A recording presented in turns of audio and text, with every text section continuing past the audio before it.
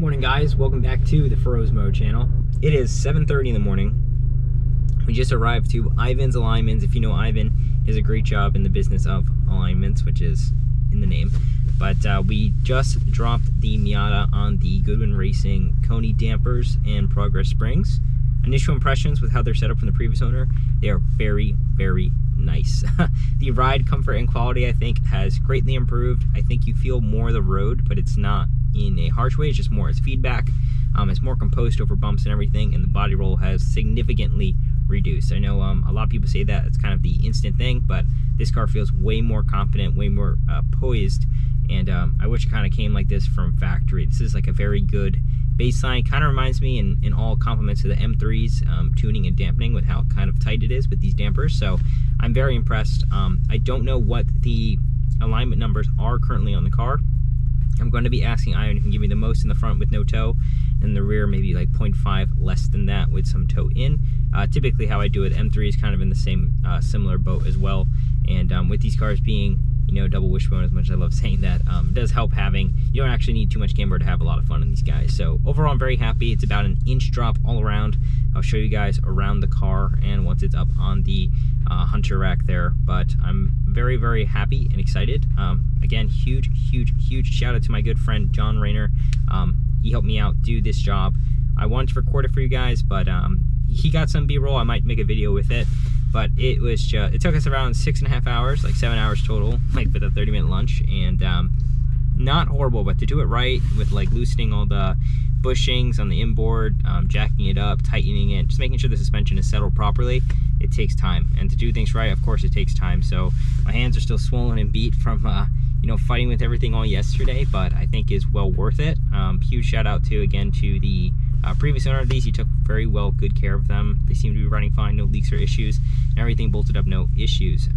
Torquing everything down was great. Haven't heard any clunks or rattles. I did notice that the rear alignment seems like I kind of messed up with the toe alignment.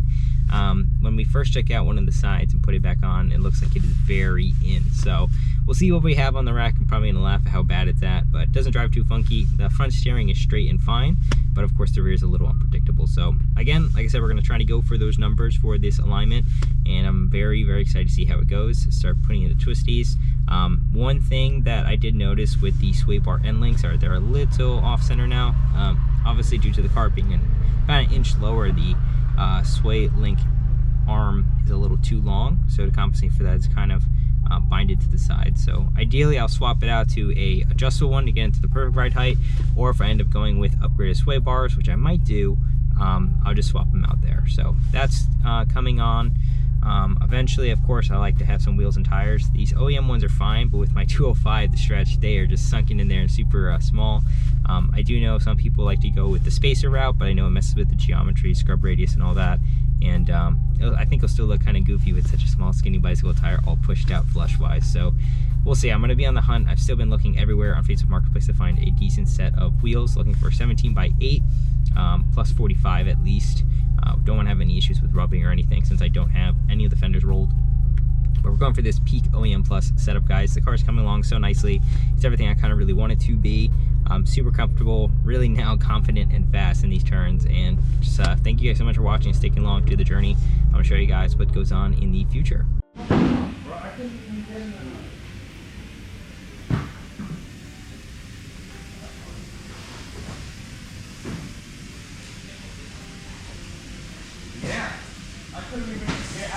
Alrighty guys, we are inside the alignment rack. Ivan's actually going to be aligning it with me in the car, so it'll give a way more balance and stable reading.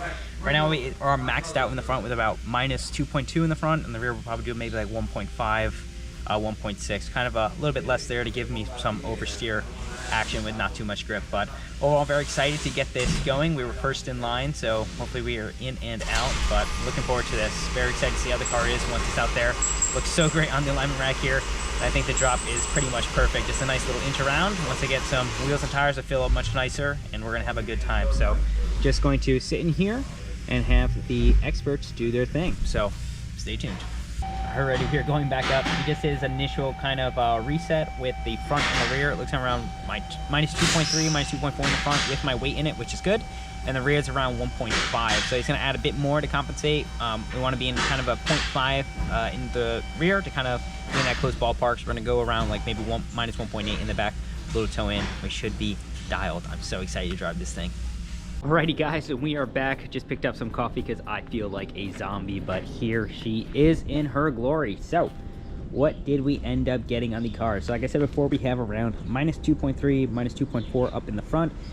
Caster, I tried maxing out. The most we can get without sacrificing the front alignment settings was around minus 5.7 degrees of caster. Feels fine. I believe he did put a touch smidge of toe out in the front. I definitely felt that the front steering wheel felt a little bit more darty and light, so I'm gonna have to get used to that. He said he likes it more in these cars, gives you some more initial turn and doesn't eat up the camber wear in the front. So I'm like, okay, I trust him. This is my first time with a double wishbone setup on the car, so not sure how it reacts once it starts compressing, but he said once it starts getting there, it probably gets around like minus 2.6, 2.7 degrees of camber, which is nice. And again, he did set it up with my weight in the car, which is really cool. In the rear, he did dial some of it out. I think the fitment looks a lot better for that. Before, I had about minus 3 degrees of camber, and it was just super sunk in there.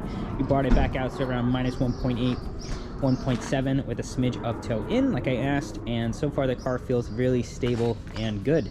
I think it was pretty easy before to drift it when I did my first drive, but it's probably because I'm only using so much of the tire with that much camber. So overall, I'm very happy. This car desperately needs now another set of wider wheels and tires. I think a 225 on this would fill it up much nicer versus my kind of slightly stretched, or not even stretched, but adequate 205 on the car. So overall, I cannot complain. Ivan did a great job. Always loved going to him with this car. He did show me his NC Miata track car, which is absolutely gorgeous. He just recently had a new paint job on it, having white with some purple flake. I'll put some photos for you guys to see, but great guy. Definitely knows the platform, and I know I was in good hands with getting my alignment done. So I'll put up these specs on the screen right around here. You guys can take a look and let me know what you guys are running on your Miata. I think it's, of course, super important to know what you're running when it comes to alignment. These cars are so sensitive to really anything because there's no weight to it. And as I said before, ideally, the next type of upgrade I do would be wheels, tires, or upgrading my sway bars. And from what he was telling me, the front sway bar job is a pain in the behind. If I'm going to be doing that and driving this car hard, he said I should upgrade the radiator. So if I'm going to do the radiator, I should do that at the same time with my sway bar, since you're taking both parts out at the same time. But we'll see what we end up doing. Right now, I'm very happy with the car. I'm going to figure it out. I think it's definitely way more improved for what we had before stock comparing to what we're going to be doing down at the tail of the Dragon. So I'm much more confident and happy with the setup. Car feels more consistent and stable, even though it's not the stiffest setting when it comes to you know, biral and everything. It's just way more predictable and a lot less more jerking of setting when it comes to inputs. So once the day's nicer, the weather's starting to get really nice actually with the car, so I'm very happy and grateful for our spring coming back.